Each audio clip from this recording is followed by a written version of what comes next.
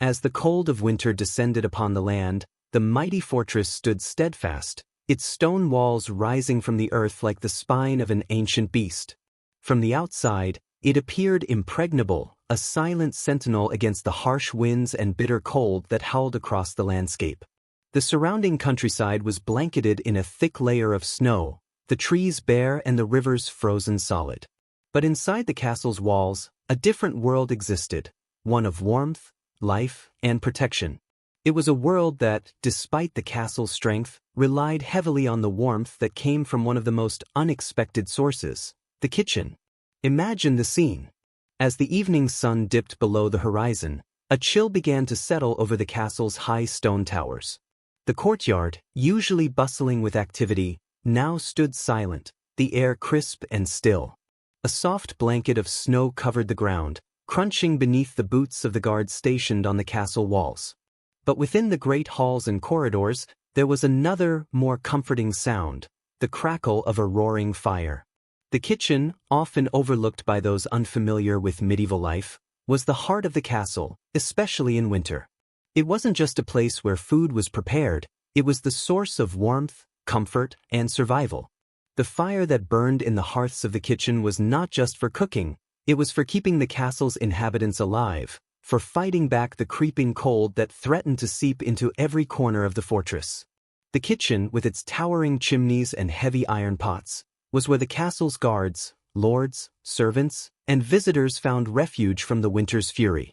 But what was it about the kitchen that allowed it to keep a fortress warm in the coldest months? How did these medieval kitchens, built centuries ago, manage to not only prepare food but also create an oasis of warmth within the cold stone walls?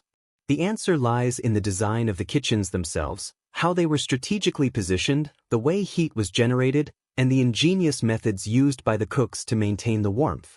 This wasn't just about survival, it was about comfort in the face of harsh conditions, a luxury that many would take for granted in the modern world but was a precious commodity in the medieval era. The medieval kitchen was often located in the heart of the castle, sometimes beneath the main hall, where the heat from the fires could rise and spread throughout the building.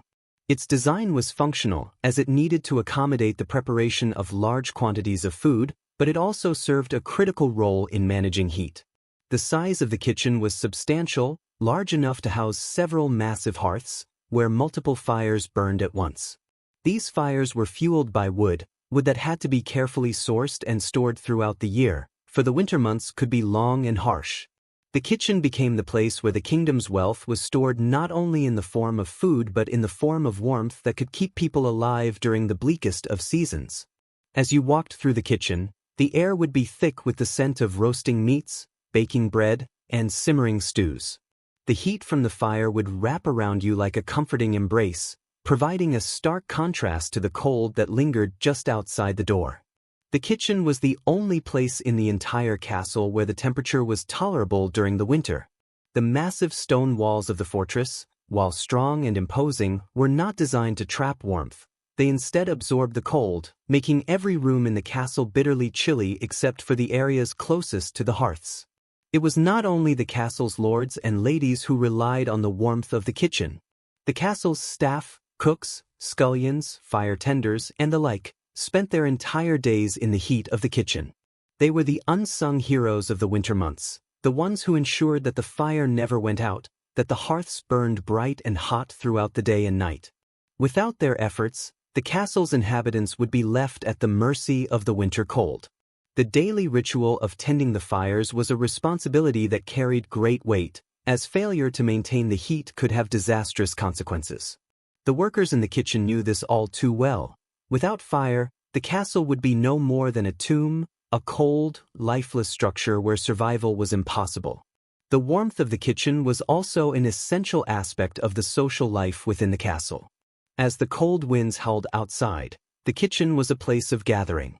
It was where the cooks and the servants would find comfort, where the lords and ladies would come to chat with their staff or share a moment of respite from the formality of court life. The heat from the fire drew people together, creating a sense of unity and camaraderie. For the nobles, the kitchen was also a place to indulge in the finest foods, as banquets and feasts were often prepared here to celebrate the end of the harvest or a victory in battle.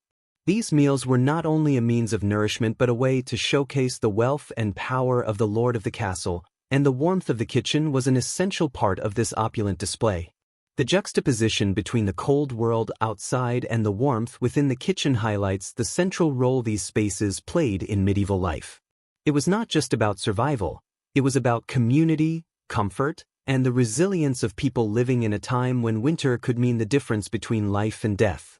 The kitchen was not only the place where food was prepared, but it was a sanctuary where warmth, both physical and emotional, was cultivated. In a world where the cold was a constant adversary, the kitchen became the fortress's greatest weapon, a weapon of heat, comfort, and human ingenuity that would withstand the harshest winters. As the fire crackled and the wind howled outside, the kitchen stood as a symbol of warmth, life, and protection.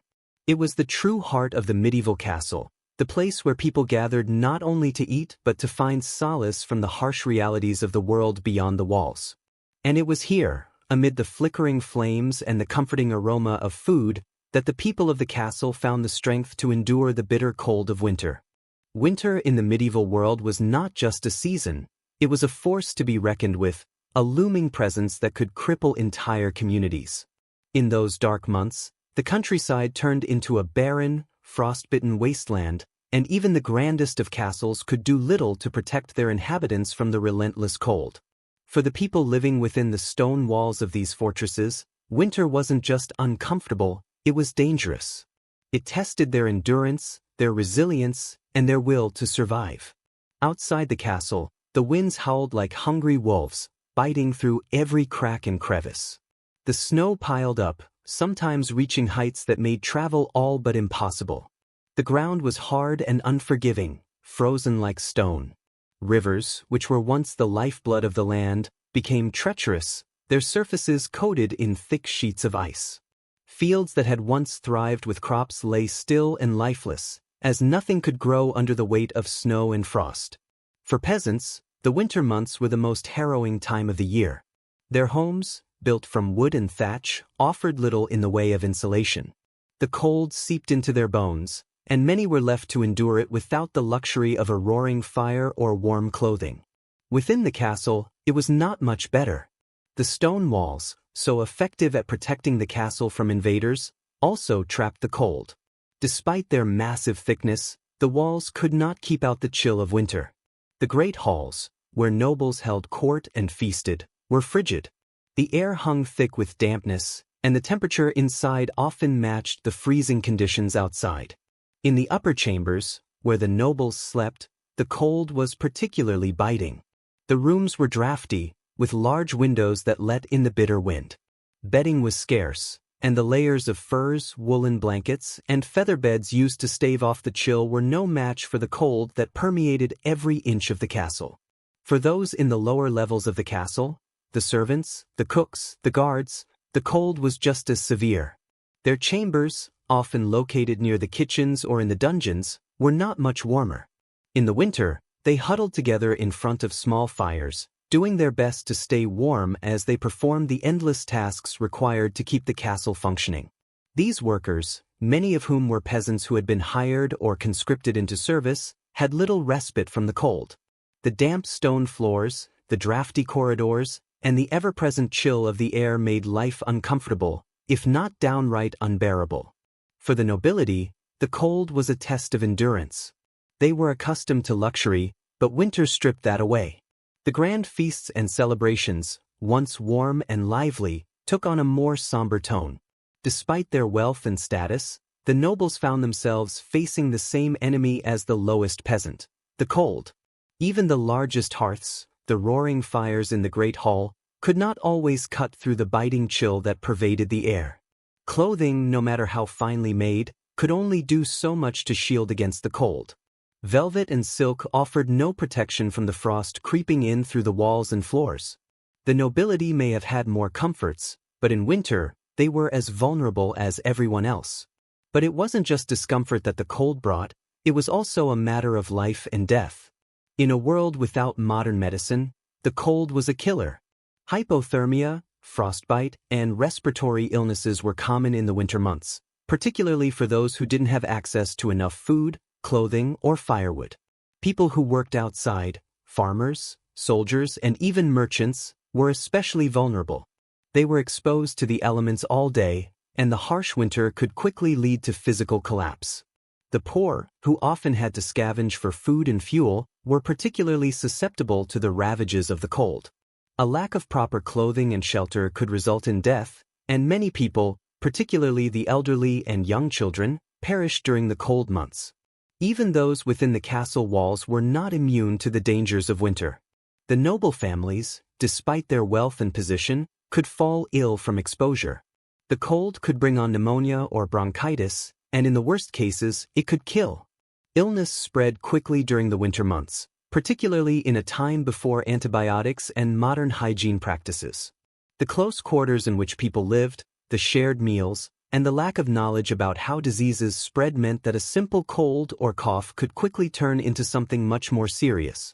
The cold brought not only physical discomfort but also the constant fear of illness, a fear that plagued both the highborn and the lowborn alike. The winter months were also marked by a scarcity of food. The cold weather made it difficult to grow crops, and many of the stored food supplies would run low by the end of the season. Meat and vegetables became rarer and more expensive, and the majority of the population had to rely on preserved foods, dried meats, salted fish, pickled vegetables, and grains. The poor often ate little more than stale bread and watery stew, while the nobles could still enjoy their feasts, though even they were constrained by the limitations of the season. The lack of fresh food made people weak and susceptible to illness, compounding the danger of the cold. But despite the hardships, winter was a time that brought communities together. People were forced to rely on each other to survive. The poor, who lived in small villages or towns near the castle, would often come together to share food and firewood. Neighbors helped one another with tasks, whether it was chopping wood or tending to the sick. Within the castle, the kitchen became the center of the community. The warmth of the fire drew people together, whether it was the lords and ladies, the cooks, or the guards. It was in these moments, when the cold outside seemed insurmountable, that the bonds of family, loyalty, and duty were strengthened. For the people of the medieval world, winter was not just a season to endure, it was a trial. It was a time when every day felt like a battle against the elements. It was a time when survival required ingenuity, hard work, and an unyielding spirit. The cold was a reminder of nature's power, of how fragile human life could be. Yet, despite the harshness of winter, people survived. They endured. And it was in this struggle to stay warm, to protect themselves from the cold, that the true power of the medieval castle kitchens was revealed. In the face of such adversity, the warmth that radiated from the kitchens became not just a physical comfort, but a symbol of survival, a symbol of hope that could withstand even the most brutal winters. The medieval castle, an imposing structure of stone and timber, was both a fortress and a home, a symbol of power, protection, and prestige. Its layout was as strategic as it was practical, designed to withstand the harshest of winters while providing shelter and security to its inhabitants. But in the midst of its towering walls, narrow corridors, and vast courtyards, the challenge of winter was ever present. The design of the castle had to accommodate the need for warmth, which in an age without central heating, posed a significant problem. The architecture of the castle, with its thick stone walls, high towers, and narrow windows, was intended to keep enemies at bay, but it was also built to preserve heat and shelter the castle's occupants from the cold. At first glance, a castle might appear to be a cold, forbidding structure, its stone walls standing like silent sentinels against the winter's bite. The castle's exterior was often rough-hewn, designed to withstand siege and attack. It was not built with comfort in mind.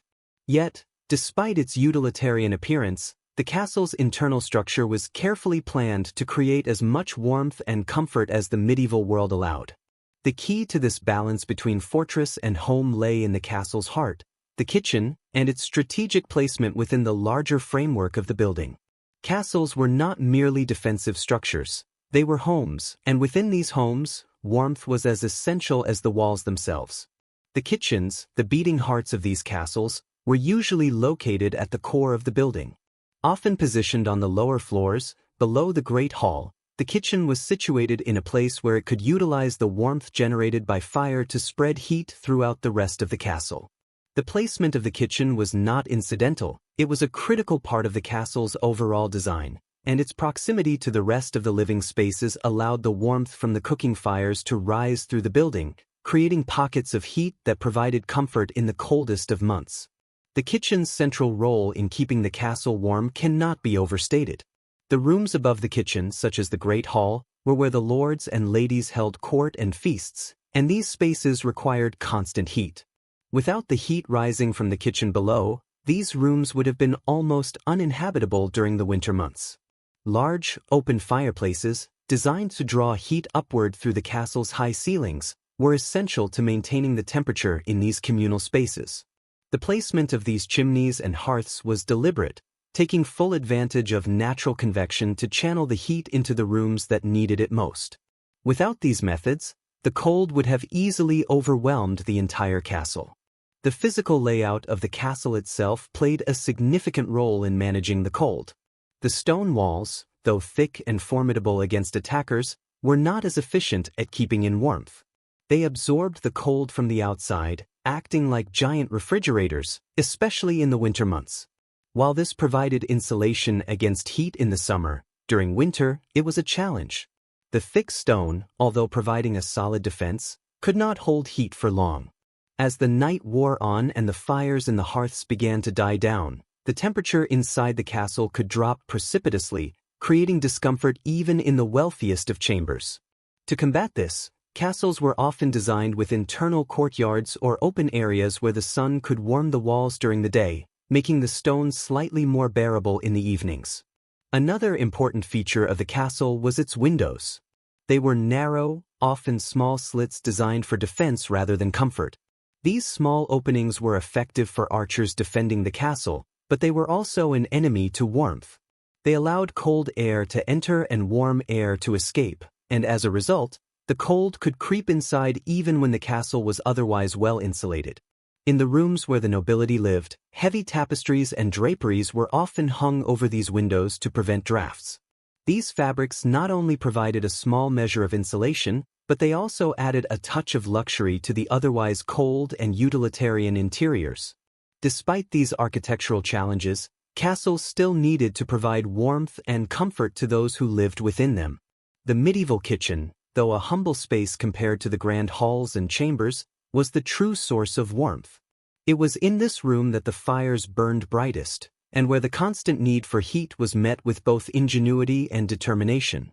In many castles, the kitchen was not just a place for cooking, it was the center of life. Cooks worked tirelessly in front of massive hearths, tending to roaring fires, stirring great pots of stew, roasting meats, and baking breads. The heat from these fires radiated outward, filling the kitchen and, through a network of chimneys and flues, flowing into the rest of the building. The kitchen was the place where both warmth and food were created, ensuring that no one within the castle would freeze during the long, cold months. The strategic placement of the kitchen was not the only way castles dealt with the cold. Many castles featured underground tunnels or vaulted cellars, where food was stored for the winter. These cold storage areas helped preserve meat, vegetables, and grains, allowing the castle's inhabitants to eat through the winter without worrying about spoilage. But these rooms also played a part in regulating the overall temperature of the castle. The coolness of the cellars acted as a counterbalance to the heat rising from the kitchen. It created a natural flow of temperature within the castle, with cool areas below and warm areas above.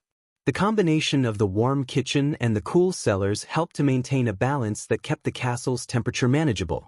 One of the most significant innovations in castle design, especially in the colder northern regions of Europe, was the use of underfloor heating systems, known as hypocausts.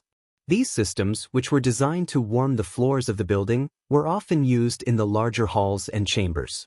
The heat from the kitchen fires was channeled through a series of ducts or flues, which ran beneath the floors of the rooms, creating a radiant heat that warmed the space. This method, though not as advanced as modern central heating, provided a level of comfort that was unparalleled at the time. Ultimately, the design of the castle was a delicate balance between defense, comfort, and survival.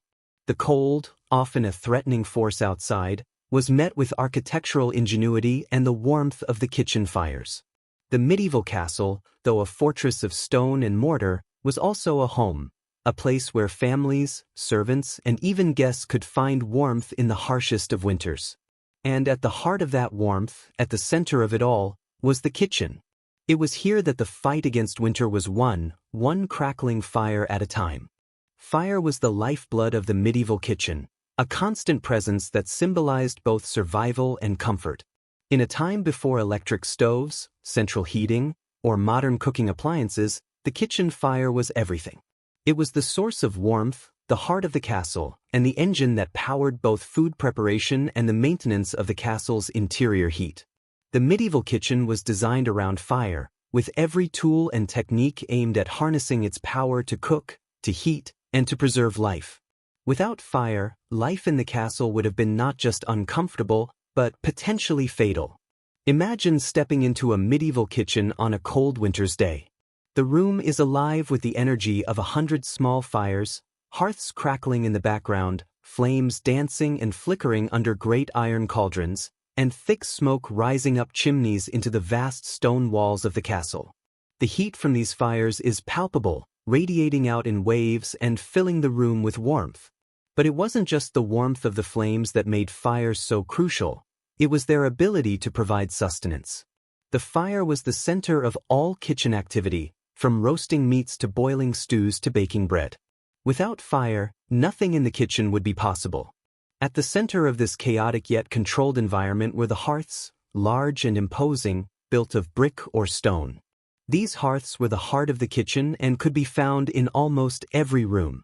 They were often the largest feature in the room, with enormous chimneys reaching up to the ceiling. The size of the hearth was determined by the needs of the castle, particularly the amount of food that needed to be prepared for the castle's inhabitants. In the grander castles, these hearths were massive, able to cook several different dishes at once, and were often surrounded by smaller fires where less intense cooking could take place. These hearths not only provided the heat for cooking but were also essential in heating the rooms of the castle, as their warmth would naturally rise and spread to the surrounding chambers. The role of fire in the kitchen was twofold. It provided warmth to those who labored over the stoves, and it was the engine of the culinary process. Every dish, from the simplest porridge to the most extravagant roasted meats, relied on fire. Meat was often spit-roasted before open flames, turning slowly on a wooden spit, its skin sizzling and crackling as it cooked. The aroma of roasting meats filled the kitchen, offering a comforting counterpoint to the cold outside. Similarly, large cauldrons of stew or broth simmered over the hearth, the heat gently coaxing the flavors from the meat and vegetables, creating rich, hearty dishes that could feed dozens at once. The fire in the hearth didn't just provide heat, it was an essential part of the flavor profile of medieval cuisine, infusing the food with smoky undertones and bringing depth to every bite. But fire in the medieval kitchen was not just about cooking food, it was also crucial in preserving it. Without refrigeration, preservation techniques were an essential part of medieval life, particularly in winter when fresh food was hard to come by. Fire was used to preserve meats by smoking or drying them, a method that would ensure they lasted through the colder months. Meat would be salted, hung over the fire to dry, or smoked slowly to create jerky or cured ham, providing the castle with a steady supply of food when fresh provisions were scarce. Fire was also used to sterilize jars and other containers that would hold pickled vegetables or fruit preserves, preventing spoilage and ensuring that food could be stored for long periods of time. The fire was also critical in the preparation of bread, one of the most essential foods in the medieval diet. Bread ovens, built near or even into the kitchens, relied on fire to heat stones to extreme temperatures, allowing bread to be baked quickly and evenly. The process of baking bread was an important social event in the castle kitchen. The smell of fresh bread baking over the open flame would have been a constant reminder of the warmth and nourishment that fire provided, creating an atmosphere of comfort and sustenance for everyone in the castle. But fire wasn't without its dangers. It was a fickle force, and in the medieval kitchen, it had to be watched constantly to prevent disaster. In the days before modern safety regulations, fire was an ever-present hazard. The kitchen was a place where the danger of flames was real and immediate. The very materials that allowed the kitchen to thrive, wooden beams, thatched roofs, and the combustible nature of the fire itself, made it vulnerable to the most devastating of disasters, a fire that could destroy the entire castle. A spark that flew from the hearth could ignite a curtain or a pile of dried wood, and in moments, the entire kitchen and the rooms surrounding it could be engulfed in flames. The risk of fire was always present, and the castle staff were acutely aware of the need for constant vigilance. This danger was one that affected both the workers in the kitchen and the castle's inhabitants, who were well aware that the very heat that kept them alive could also kill them if left unchecked. Despite the inherent risks, the fire was beloved and cherished in the medieval kitchen, where it symbolized warmth, life, and safety. It was a source of comfort, especially during the cold winter months when the outside world could be an unforgiving, desolate place. The fire not only provided the physical heat to stave off the chill, but it also offered something more intangible, a sense of security, a reminder that despite the harshness of nature, human ingenuity and persistence could conquer it. The hearth was where the castle staff would gather, sharing stories and keeping watch over the fire, tending it through the night to ensure it did not go out. It was where food was prepared, yes, but it was also where life happened. It was a place of conversation, of laughter, of camaraderie. A place where the warmth of the flames brought people together, united in their shared struggle against the cold. In many ways, fire in the medieval kitchen was more than just a tool. It was the embodiment of life itself. It was the force that powered the kitchen's functions, that kept the castle warm and the people fed. It was an unpredictable, sometimes dangerous, but ultimately essential presence. The kitchen hearth was the place where the needs of the castle were met, where food was transformed into sustenance, and where warmth became life. It was a place of daily rituals and timeless human survival, a symbol of both the fragility and resilience of life in the medieval world. Without fire, the castle would have been nothing but a cold, lifeless structure. But with it, the castle became a place of comfort, of sustenance, and of survival, where the battle against the winter cold could be fought and won, one crackling flame at a time. In the medieval kitchen, fire was more than just a source of warmth and a tool for cooking. It was a necessity for survival, and its management was an art. The design of the hearths and chimneys that powered the kitchen was crucial, not only for cooking meals but for ensuring that the warmth generated by the fires could permeate the castle's stone walls, providing comfort during the frigid winter months. The ingenious systems developed by medieval builders to control and distribute heat through the kitchens and the rest of the castle became the foundation of the castle's ability to endure the harshest seasons. The most prominent feature of any medieval kitchen was the fireplace, often massive in scale and constructed from stone or brick. These hearths were designed with function in mind, serving as the center of the kitchen's activity and as the primary source of heat. The hearths were often the largest and most impressive feature in the kitchen, and their size and complexity varied depending on the castle's wealth and resources. Some castles boasted hearths so large that several men could stand around them, tending to the fires and cooking food in massive cauldrons. These hearths were designed to accommodate large spits for roasting meats, while the adjacent stone niches held simmering pots and kettles. The flames from these hearths not only provided the necessary heat for cooking but also radiated warmth throughout the kitchen and, through an intricate network of flues and chimneys, into the rest of the castle. But the hearth alone wasn't enough to distribute the heat across the vast expanse of the castle. In the early medieval period, the smoke from the fire would often have filled the room, with little thought given to ventilation or the proper management of smoke. Kitchens were smoky, dark, and cramped, and the air was thick with soot. Over time, however, medieval builders began to develop more advanced systems to ensure that the heat from the hearths would not only warm the kitchen but spread throughout the entire castle, while simultaneously venting smoke safely outside the building. The chimneys that emerged from these efforts were not just functional, they were masterpieces of medieval engineering. The construction of the chimney was a complex process, requiring knowledge of how smoke rose and how heat could be channeled away from the building without compromising the castle's structural integrity. The chimney stack was typically located near the hearth, rising through the roof to release smoke and gases into the open air. The flue system was designed to capture the heat from the fire and carry it through a series of passages and channels, distributing it throughout the building. By harnessing the power of natural convection, the movement of warm air upward and cool air downward, these early chimney systems allowed for more efficient heating, creating pockets of warmth in various parts of the castle. Chimneys in the medieval era were rudimentary by modern standards, but they were a significant technological advancement at the time.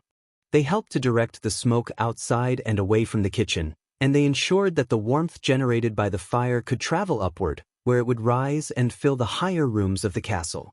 The more sophisticated the chimney and flue system, the more effectively it could spread warmth from the kitchen to the rest of the castle, providing comfort for the nobles and their families who resided in the upper chambers.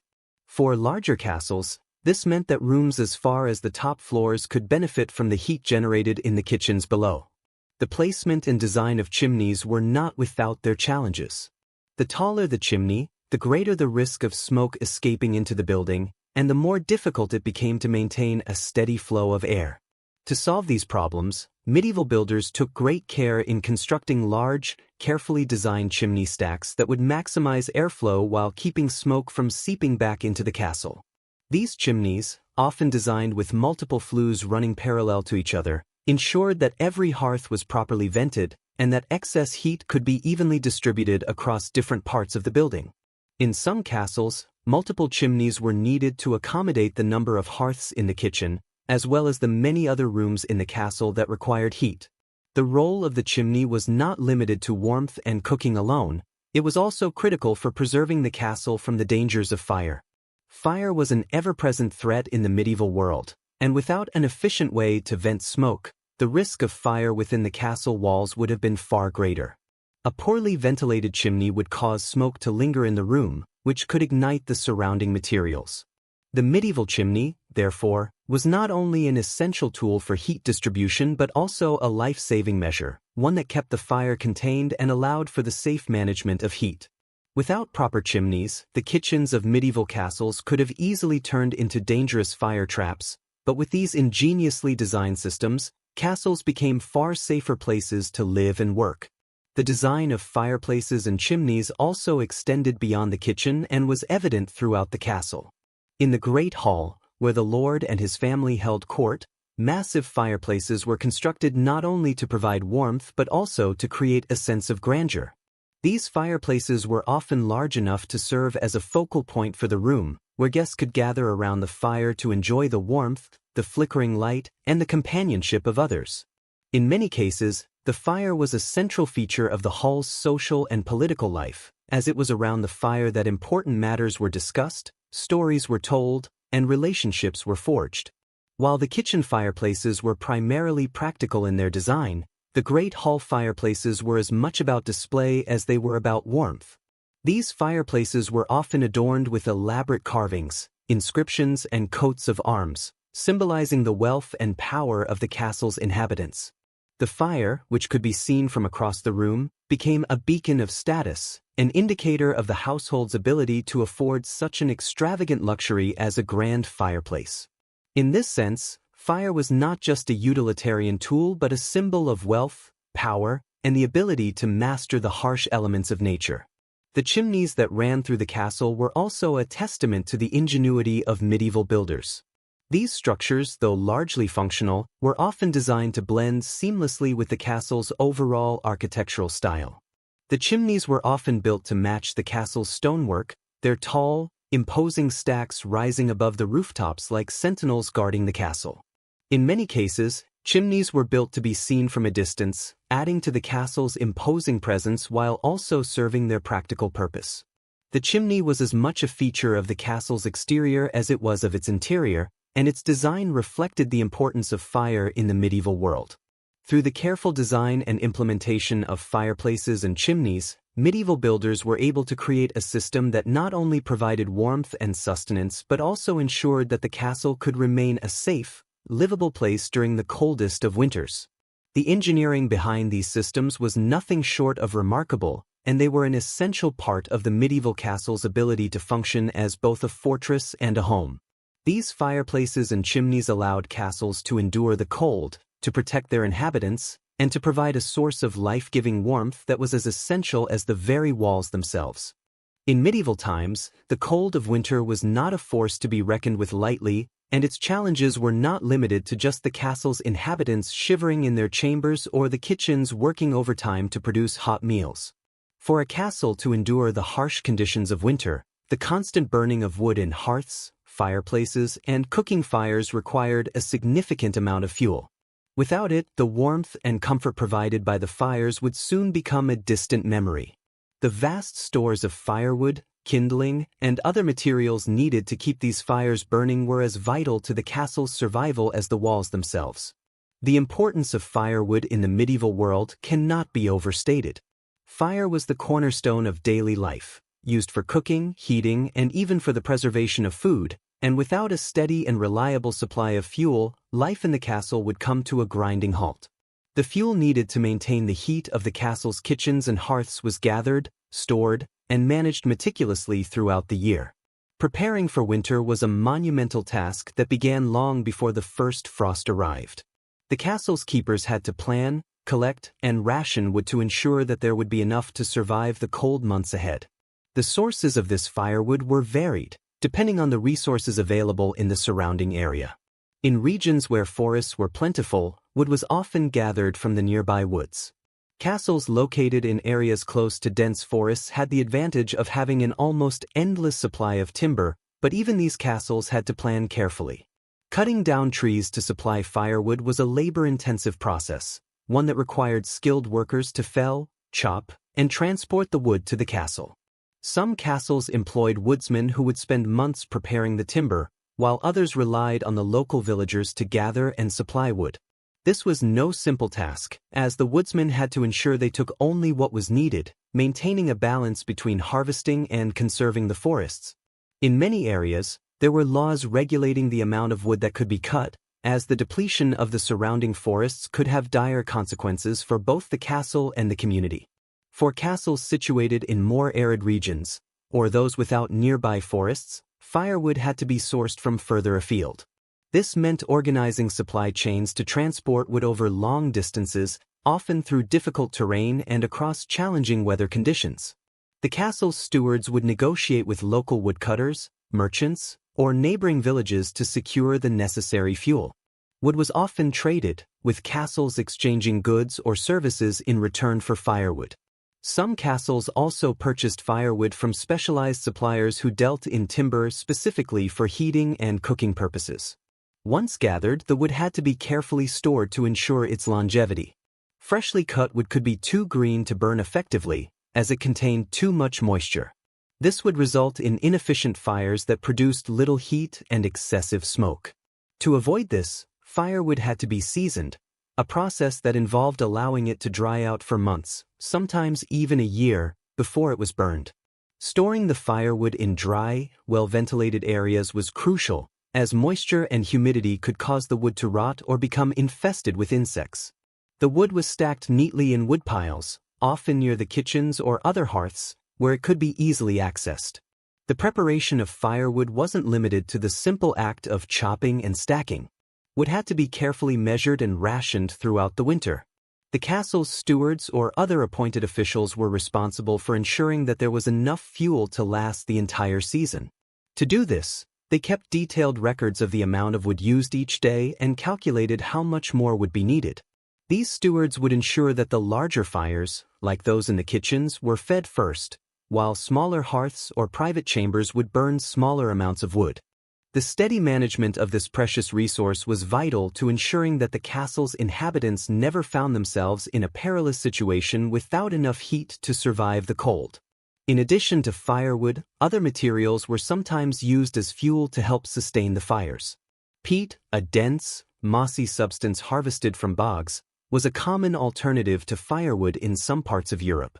When dried, peat could burn for long periods, providing a slow, steady heat, although it produced more smoke than wood.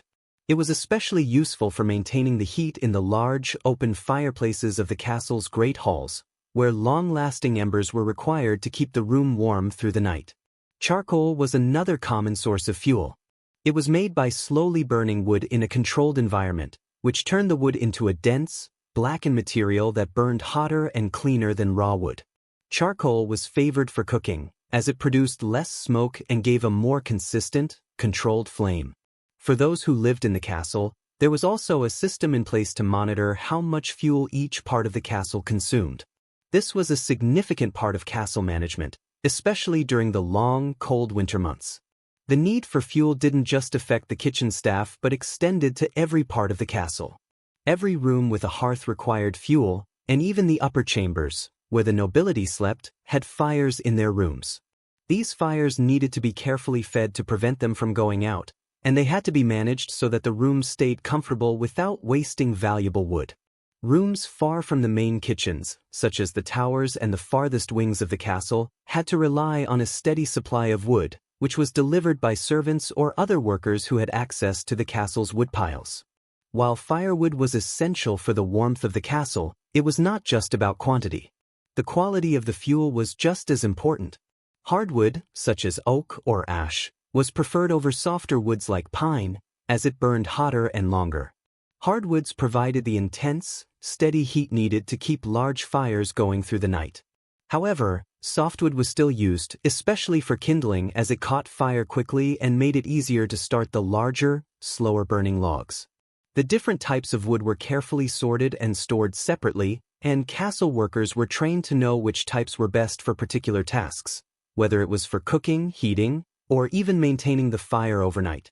As the winter months drew nearer, the importance of these fuel stores only grew. The last thing anyone in the castle wanted was to run out of firewood during a particularly cold snap, when the snow piled up and travel became difficult. The anxiety of not having enough wood was ever present, and the castle staff worked tirelessly to ensure that they were prepared for every eventuality.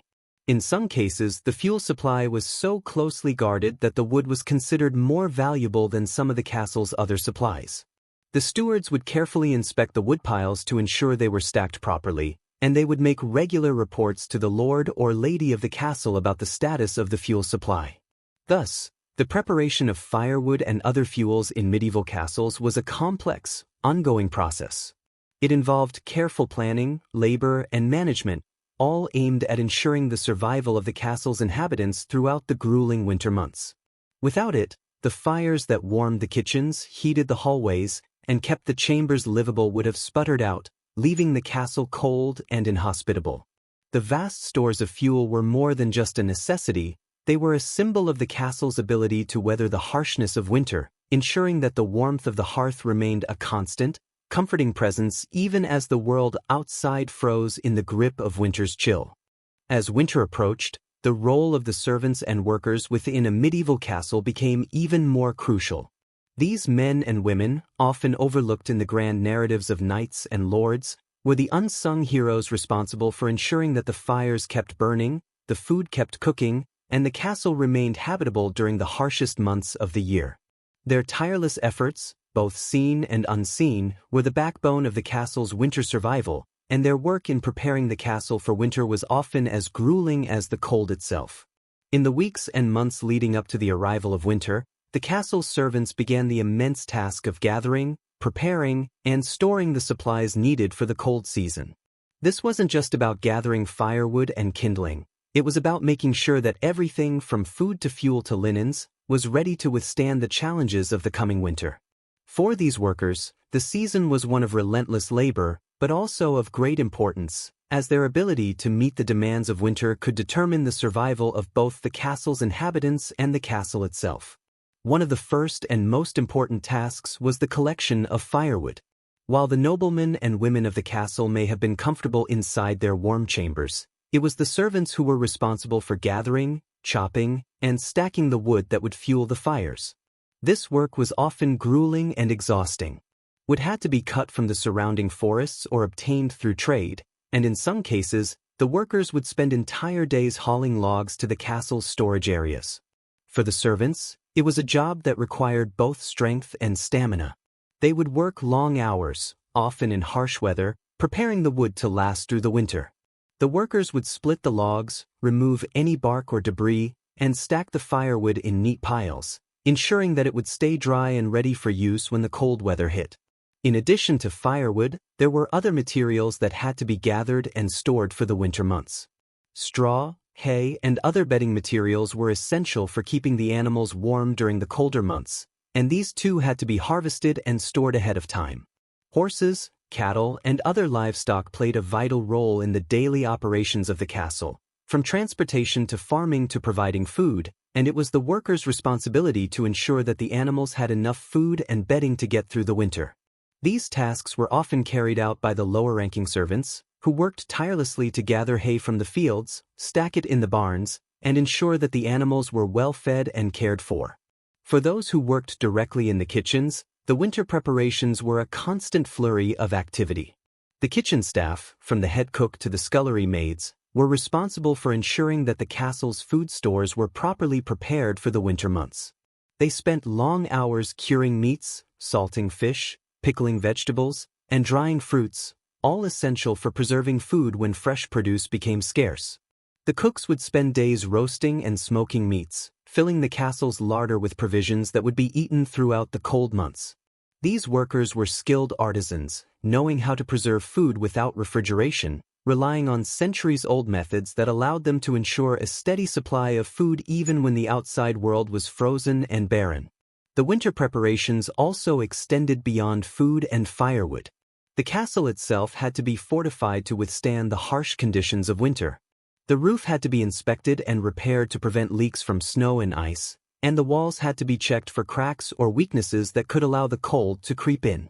The servants who maintained the structure of the castle, masons, carpenters, and laborers, would work tirelessly, patching up leaks and ensuring that the fortress was as solid and impenetrable as possible.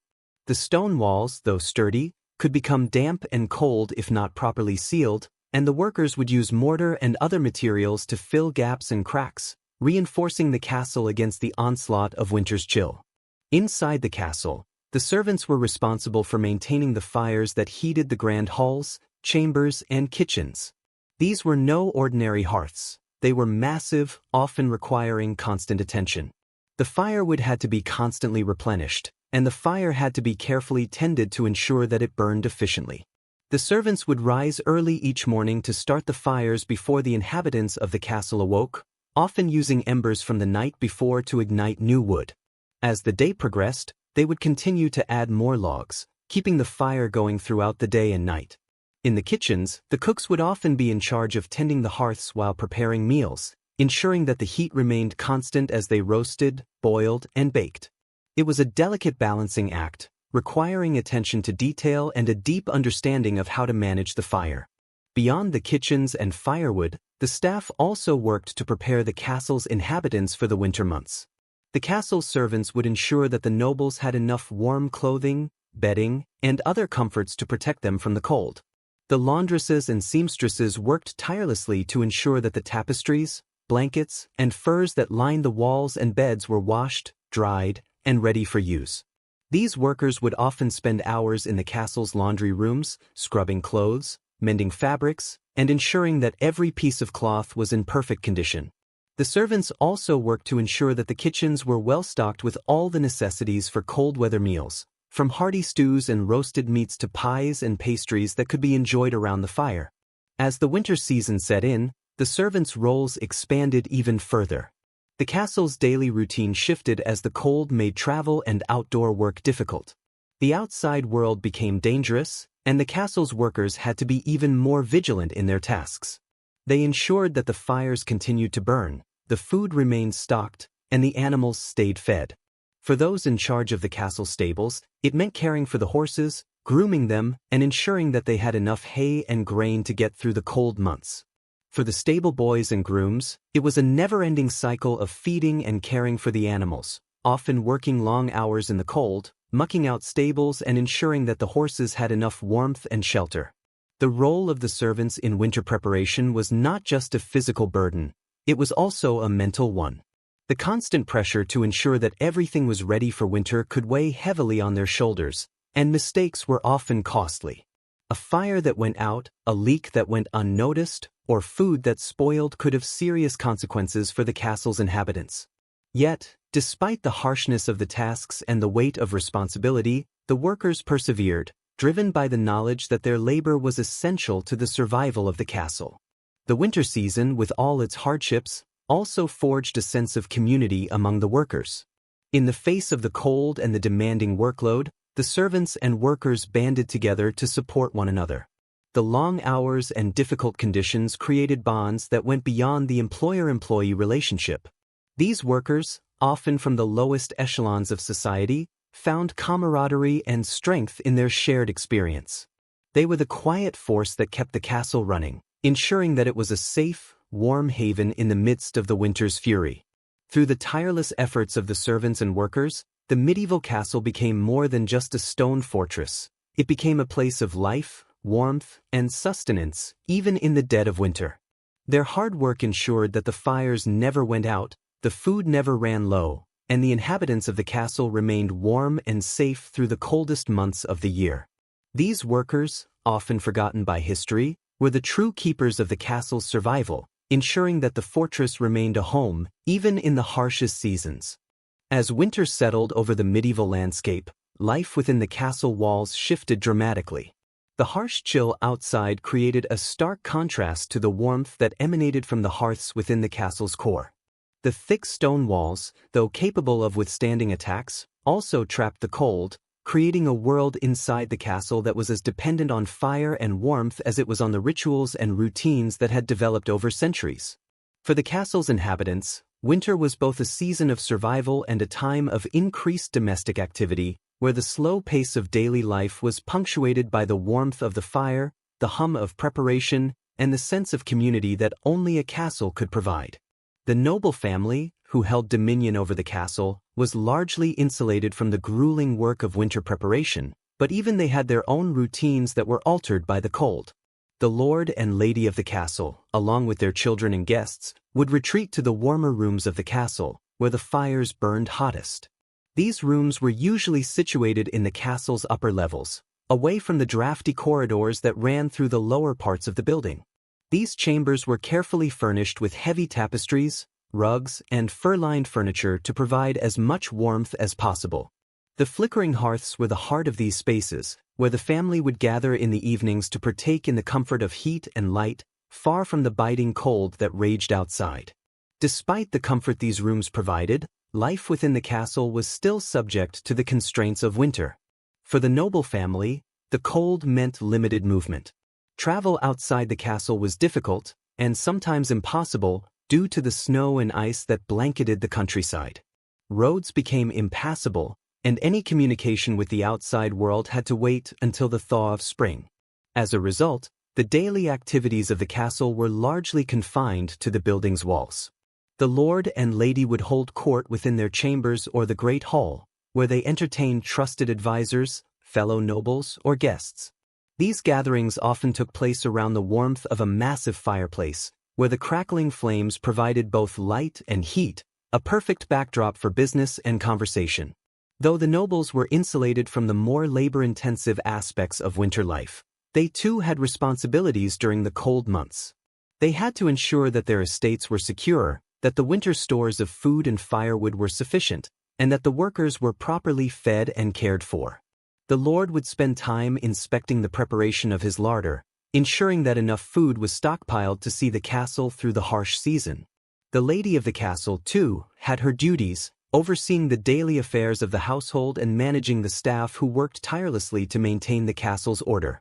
The social fabric of the castle remained active, despite the cold, and the nobles relied on their workers and their household staff to ensure that winter did not disrupt the functioning of their domain.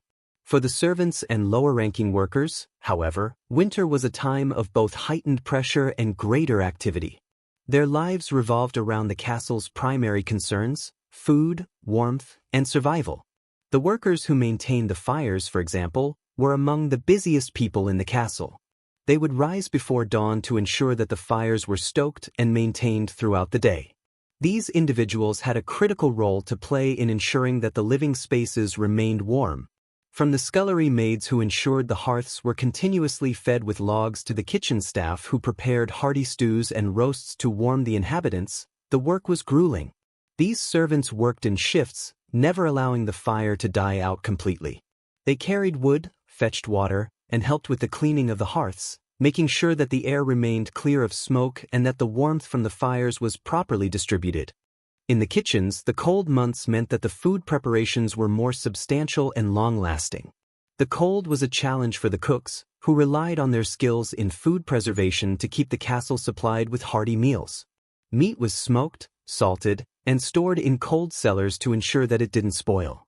Vegetables were dried, fruits preserved in honey, and grains were carefully stored to avoid infestations by rodents. The preparations for a medieval winter feast began early, with cooks boiling meats, preparing pottages, and baking breads that could feed large numbers. The kitchen was a place of intense activity, as the staff worked in tandem to keep the kitchen fires burning hot and the meals flowing. The smell of roasting meat, fresh-baked bread, and simmering stews filled the halls, adding to the sense of comfort and safety that fire and food brought to the castle. Beyond food and warmth, the servants also took on the responsibility of maintaining the cleanliness of the castle. In winter, this became more difficult. The long hours spent near the hearth meant that the air was often filled with soot, and the floors could become slippery with mud and snow tracked in from the outdoors.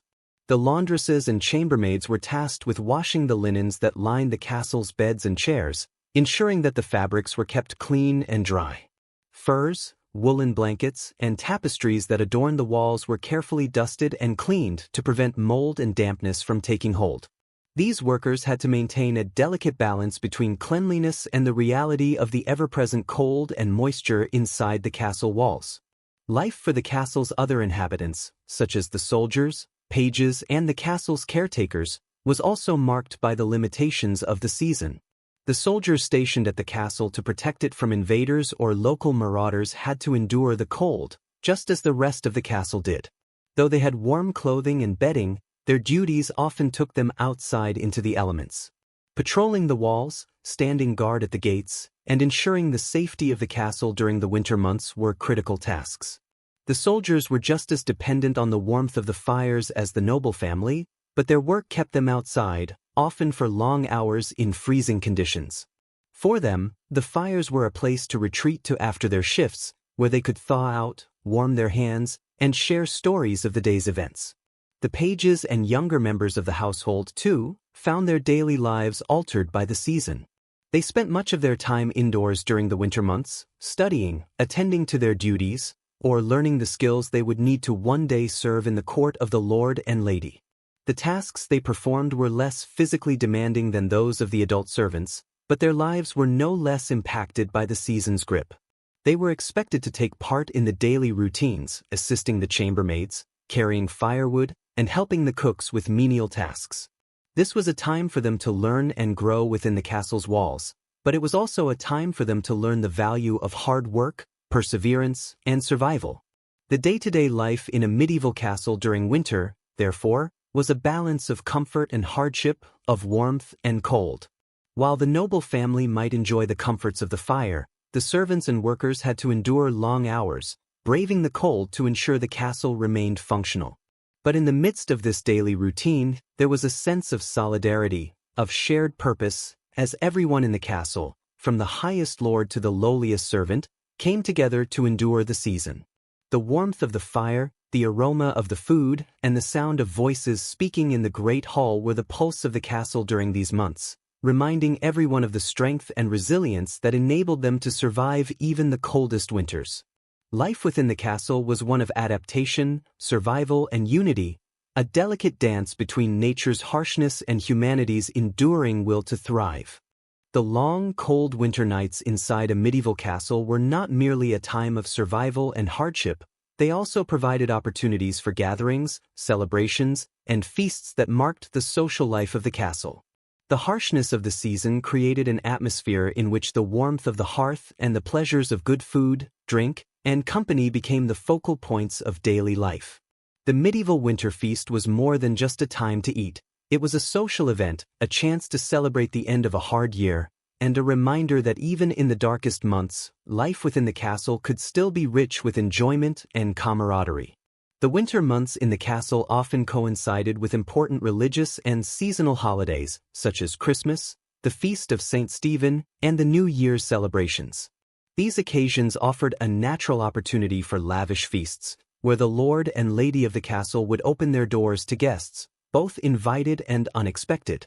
The arrival of winter meant that people from surrounding estates, nearby villages, and even foreign lands might find themselves within the walls of the castle, either as part of the castle's retinue or as visitors who had nowhere else to go.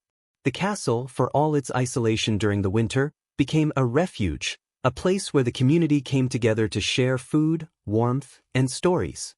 For the nobles, these feasts were occasions of immense importance, showcasing their wealth, status, and hospitality.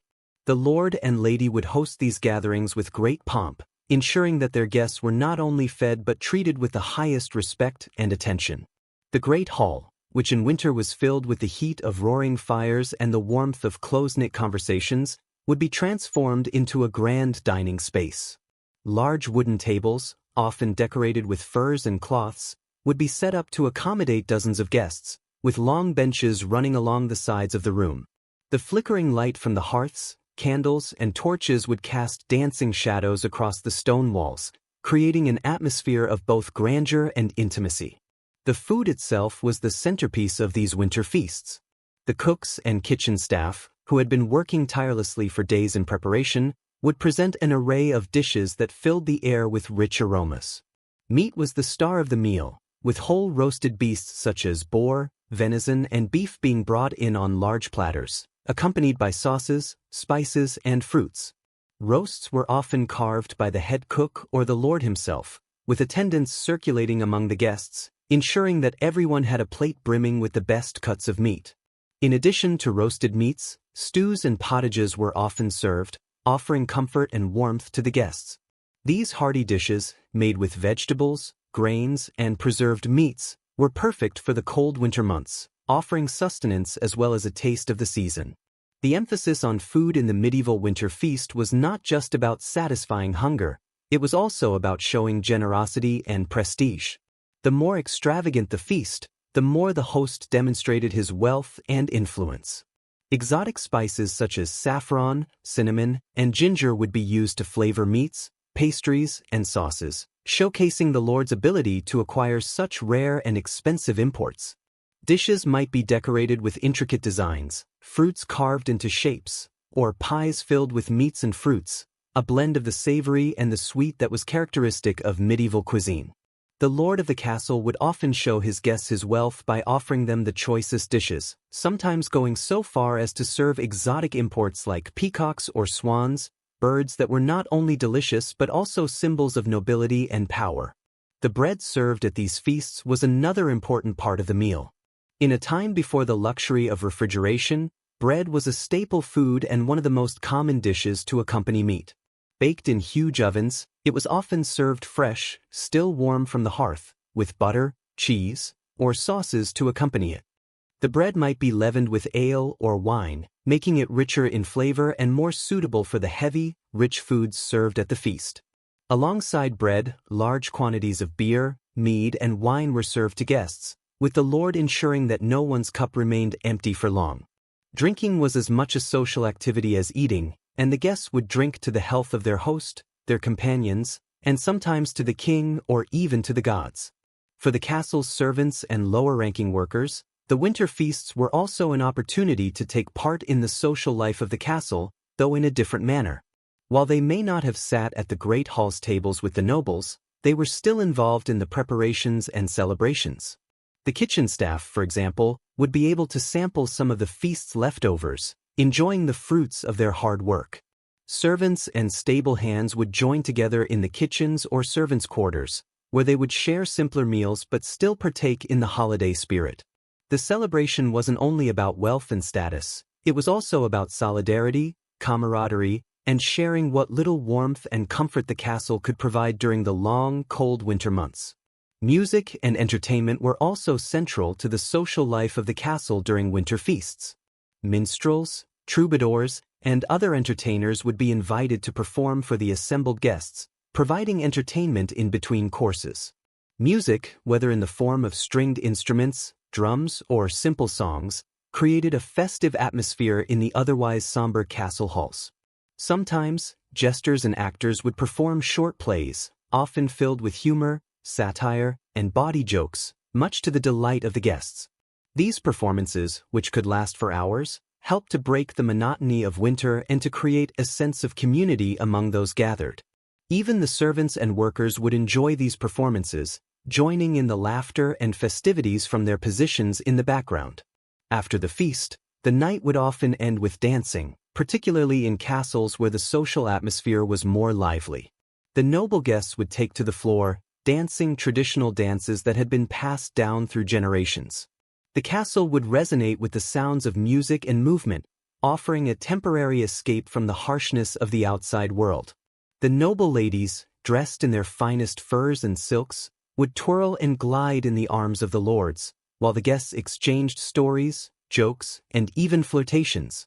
The warmth of the room, combined with the pleasure of good food and drink, made for an evening that was filled with merriment and celebration. However, while the feasts were a time of joy, they also had a darker side. The excess and indulgence of the noble guests were often juxtaposed against the hardship and deprivation of the workers and peasants outside the castle walls. While the castle inhabitants enjoyed the fruits of their labor, the people in the surrounding villages were often struggling to make ends meet during the winter. The contrast between the warmth and abundance inside the castle and the cold and scarcity outside could not have been more pronounced. The feasts, therefore, were not just moments of indulgence. They also served as reminders of the social hierarchy that defined medieval society, where the wealth and power of the nobility were celebrated, but the lower classes were often left to suffer in silence. In the end, the winter feasts inside the castle were a symbol of both the joys and the contradictions of medieval life. They represented the resilience and spirit of the castle's inhabitants, a reminder that even in the coldest, darkest months, life could still be celebrated. The feasts provided not only nourishment but also a sense of belonging, unity, and pride. For the nobles, they were a way to display their wealth and status, while for the servants and workers, they were a brief respite from the demanding labor of winter preparation. In this sense, the winter feast was more than just a meal. It was a reflection of the complex, layered social life that thrived within the walls of the medieval castle, where warmth, food, and fellowship became the greatest luxuries of all.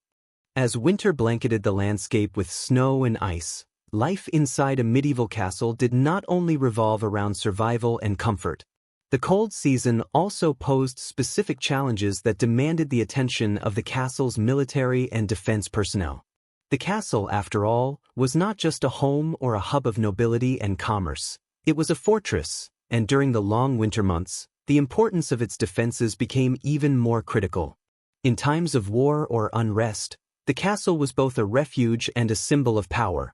It was designed to withstand attacks, endure sieges, and provide protection to the inhabitants within. As the season of frost and chill settled in, the castle's defenses were put to the test in ways that demanded more than just strategic planning. They required careful adaptation to the harsh winter conditions. First and foremost, the thick stone walls that protected the castle from invaders became even more significant during the winter. These walls, which were built to withstand arrows, battering rams, and siege engines, now had to contend with the seasonal assault of wind, rain, snow, and ice. Over time, the stones could become damp, leading to potential issues with the structural integrity of the castle. The cold temperatures could cause moisture to freeze and expand, leading to cracks or damage.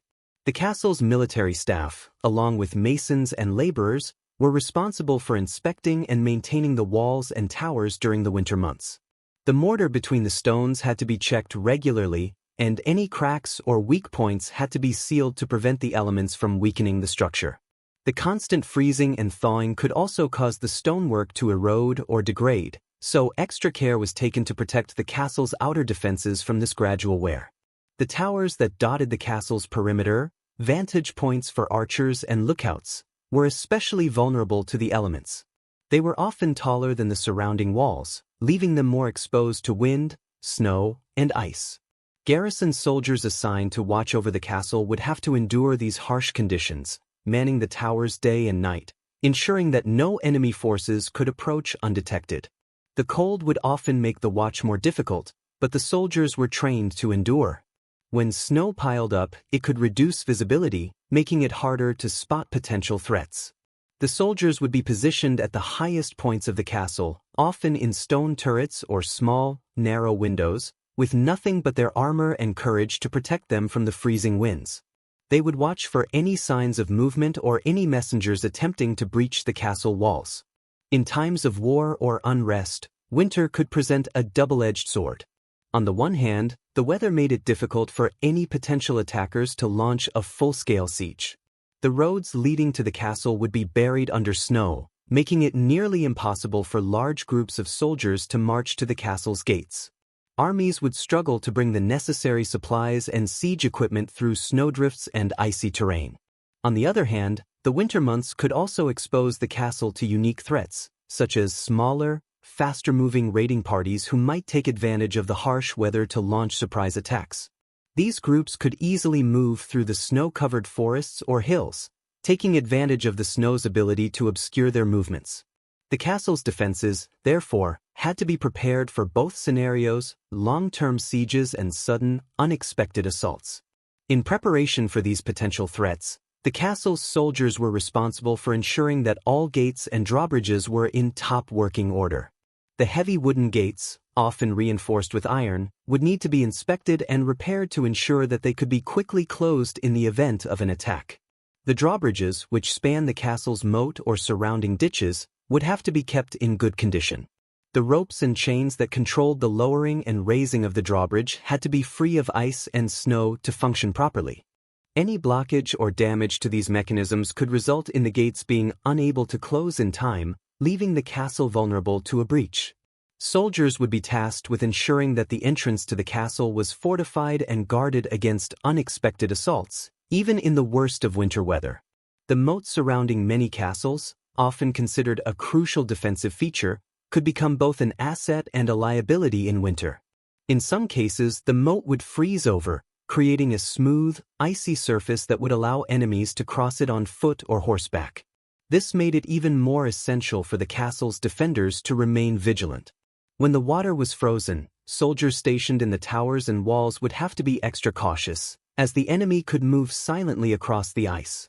To prevent attackers from crossing the moat, soldiers would be posted at strategic points, ready to open fire with arrows, crossbows, or even boiling oil if necessary. Watchmen would also be responsible for checking the ice regularly, testing its thickness to ensure that it was not weak enough to be crossed by enemy forces. Inside the castle, the winter months brought their own set of challenges to the defense strategy. The inhabitants were often forced to huddle together for warmth, and as a result, the castle's defenses had to adapt to these new internal conditions. The large halls and chambers, where people gathered for meals and social activities, could also be used as places of refuge in times of danger. These spaces were often designed with reinforced doors and windows to prevent enemy forces from breaking through. The castle's armory, which housed weapons such as swords, shields, and armor, was stocked with enough supplies to defend the entire garrison in the event of an attack. The armorers and blacksmiths, too, had to continue their work during the winter, ensuring that the weapons and equipment were in peak condition for any skirmishes that might arise. However, even without direct threats of attack, the castle's military leadership had to contend with internal security. The castle's keepers, usually appointed by the lord or lady, had to manage the complex web of servants, workers, and guests who were within the castle during the winter months. The influx of people for feasts and social gatherings meant that there was a heightened risk of internal conflict or trouble. Guards had to be posted at key points throughout the castle to ensure that no one was acting suspiciously or attempting to cause trouble. A spy or an enemy agent could slip into the castle disguised as a servant or guest, so the guards were trained to recognize and question anyone who seemed out of place. The winter months also brought the challenge of maintaining supplies for the defenders. The garrison's provisions, including food, water, and medical supplies, had to be carefully managed and stored to ensure that they did not spoil or freeze. The cold could wreak havoc on the food stores, causing the grains, meats, and other perishable goods to freeze solid. The stewards and supply officers were responsible for ensuring that everything was stored in places where it could be accessed easily, even if the castle was under siege. These supplies would need to be rationed carefully, especially if the castle were to be cut off from the outside world for an extended period. In times of peace, the castle's defenses were more about maintaining a vigilant watch, ensuring that no enemy forces were able to slip past the outer walls. But in times of conflict, winter could turn the castle into a fortress that provided sanctuary against outside threats. The defenders of the castle would need to rely on their training, their fortifications, and the unity of the garrison to ensure the survival of everyone inside. As the cold months wore on, the military personnel of the castle knew that their vigilance had to remain constant. The weather may have turned against them, but they understood that the castle's defenses were designed to endure. The winter was as much a part of their strategy as the physical walls that surrounded them. While the rest of the castle's inhabitants sought warmth by the fireside, it was the soldiers, guards, and keepers who braved the cold, standing watch over the fortress to ensure that it remained an impenetrable bastion against all threats, both natural and man-made. The lords and ladies of a medieval castle were often seen as the epitome of authority and power, but their roles during the winter months were not purely ceremonial or luxurious. While they may have enjoyed the warmth of their chambers and the lavish feasts that marked the season, their involvement in ensuring the survival of the castle during winter was indispensable. Beyond their highborn status, they were responsible for making critical decisions, managing resources, and overseeing the welfare of everyone within the castle walls. The harshness of winter, with its challenges and dangers, required that the lord and lady adapt, become more involved in the administration of the castle, and show leadership through difficult times. First and foremost, the lords and ladies had the primary responsibility for overseeing the security and defense of the castle. Although their role was not one of active combat, they were the ones who made the crucial decisions regarding the defense strategy during the winter months. With the cold weather often impeding outside movement and travel, it was up to the lord to assess any potential threats to the castle. The ability to remain alert and strategic during the quieter, more dangerous months was a sign of strong leadership. The lord might hold meetings with his trusted knights, military commanders, and advisors to discuss possible threats, make decisions on resource allocation, and ensure that the garrison was well prepared for any attacks or sieges. At the same time, the lady of the castle, though not directly involved in military strategy, had her own critical roles to play in winter survival.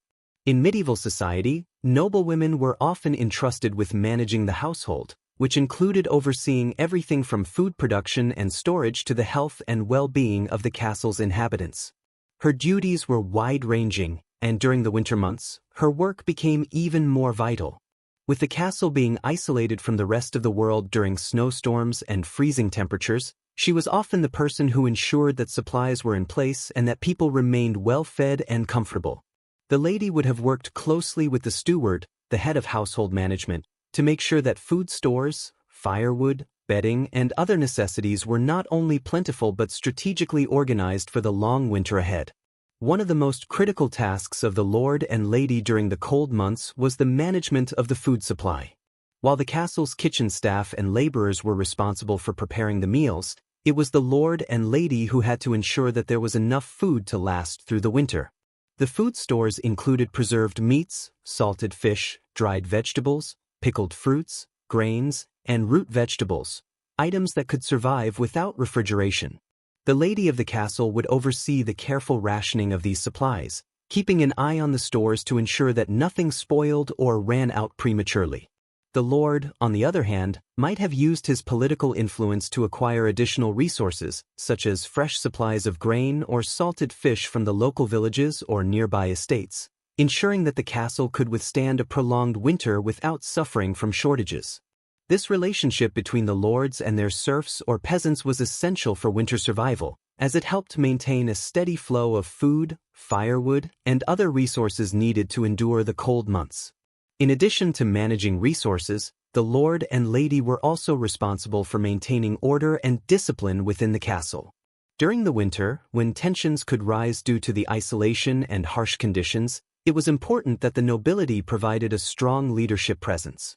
The lord, as the figurehead of the castle, would often be involved in resolving disputes between the workers, ensuring that the labor force stayed motivated, disciplined, and productive. The lady of the castle would similarly play a role in managing the social dynamics within the household, overseeing the servants, workers, and guests who were under her care.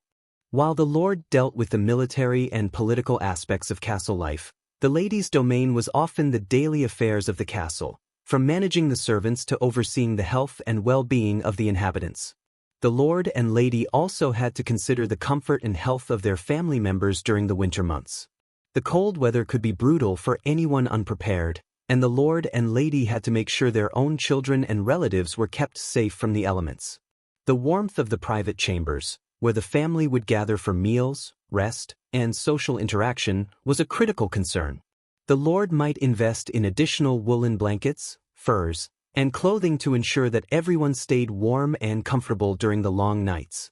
He would also be involved in managing the heating of the chambers, ensuring that enough firewood was available to maintain a steady supply of warmth in the colder rooms. The lady, likewise, would play a significant role in the household's comfort, often making sure that the children were well cared for, that the sick were attended to, and that the social needs of the family were met.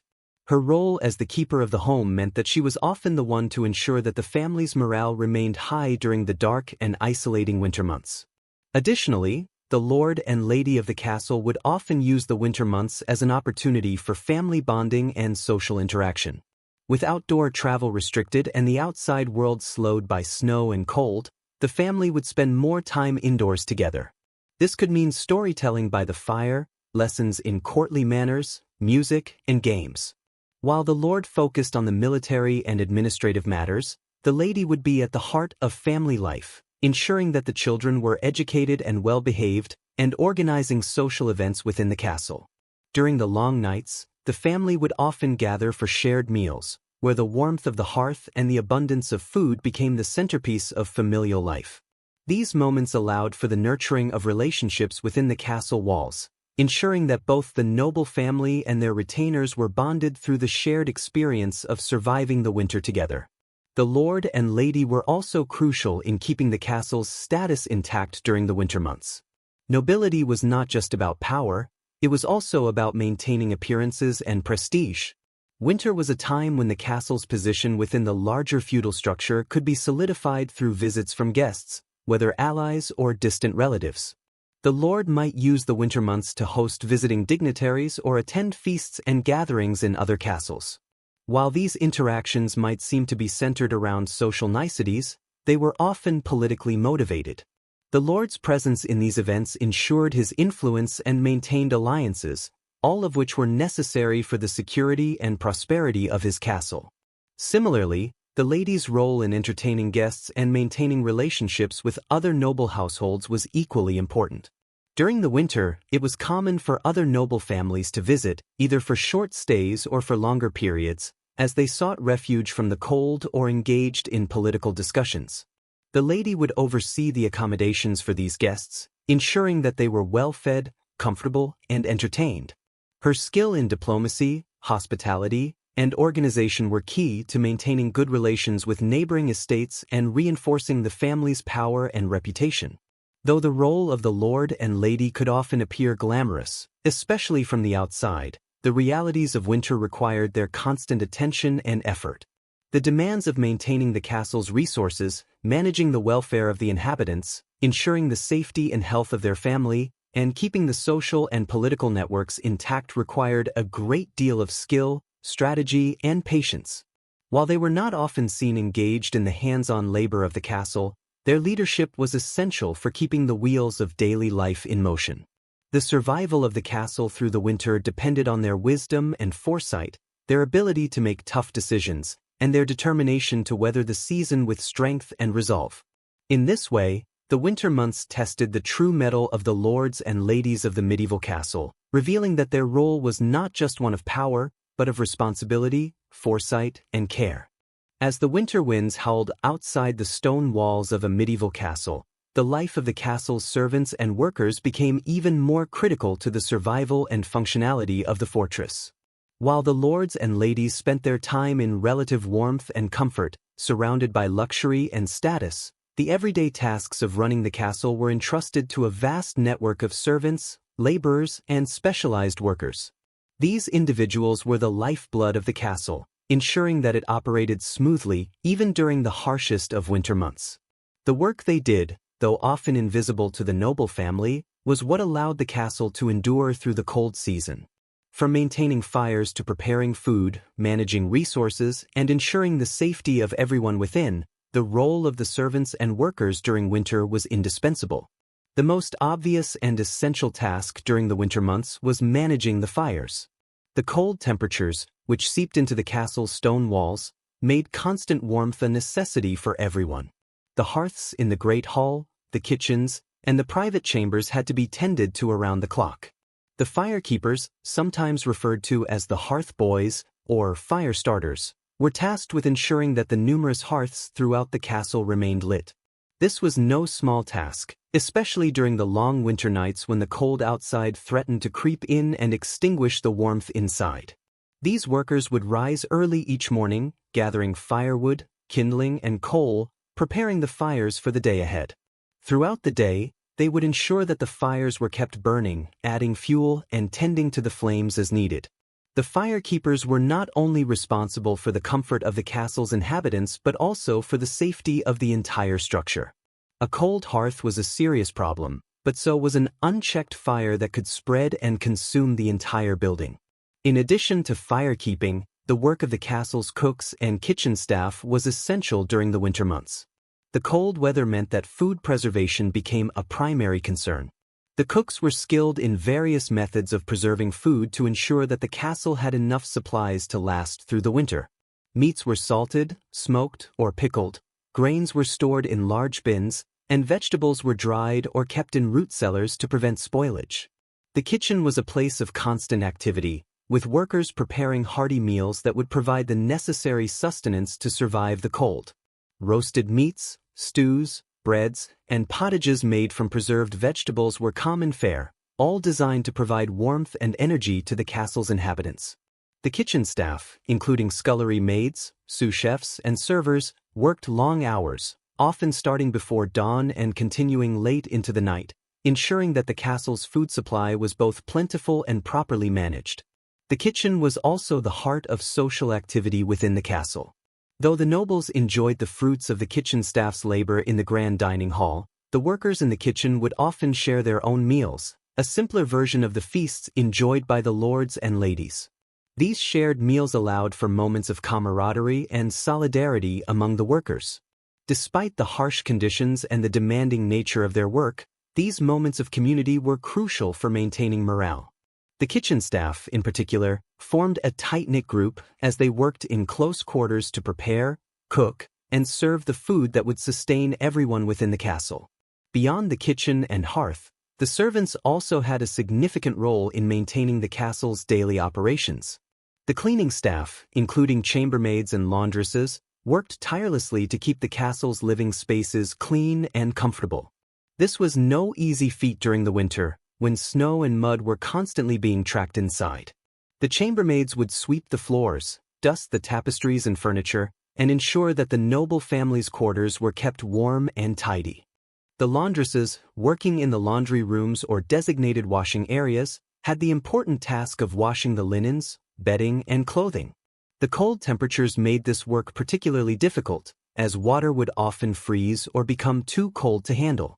But despite these challenges, the laundry staff continued their work, ensuring that the castle's inhabitants were provided with clean, dry sheets, blankets, and clothing essential for maintaining health and comfort during the harsh winter months. Other workers, such as the stable hands, had their work cut out for them during the winter as well. The stables, where horses were kept, were essential for the functioning of the castle, whether for transportation or defense. During the winter months, the stable hands had to ensure that the horses were kept warm, fed, and well cared for. This included mucking out the stables, providing hay and grain, and ensuring that the horses were properly groomed and sheltered from the cold. The stable was often one of the most difficult places to work during the winter, as the cold could seep in, and the smell of wet hay and manure would become more pronounced. Despite the unpleasant conditions, the stable hands worked diligently to maintain the horses' health and well-being, understanding that they were crucial to the castle's operations. The castle's caretakers, such as the blacksmith, the masons, and the carpenters, also had essential duties during the winter months. The blacksmith, for instance, was responsible for maintaining the castle's weapons and tools, ensuring that the ironwork needed for defense was in working order. This could involve forging new weapons, repairing armor, or tending to the castle's gates, which needed to be reinforced to withstand any potential siege. The cold months were often the time when the blacksmith would be working long hours in his forge, surrounded by the heat of the flames that contrasted sharply with the chill of the air. Similarly, the masons and carpenters had their own work cut out for them during the winter. The cold weather meant that the stonework and woodwork of the castle had to be regularly maintained to ensure its stability. Any cracks or damage to the castle's walls, towers, or roofs had to be repaired promptly. The masons would use lime mortar to fill cracks, ensuring that the stone walls could withstand the elements. Meanwhile, the carpenters would work on any necessary repairs to the wooden elements of the castle, from the wooden doors to the scaffolding used for repairs. These workers had to be resilient, often braving the cold in order to carry out their vital work. The role of the servants and workers in the castle's survival during the winter was not just about performing specific tasks, it was also about creating a sense of cohesion and unity within the castle. The workers were, in many ways, the unseen backbone of the castle, performing the menial but critical tasks that ensured the smooth operation of the entire structure. Without them, the castle would not have been able to endure the cold, isolation, and hardships of the winter months.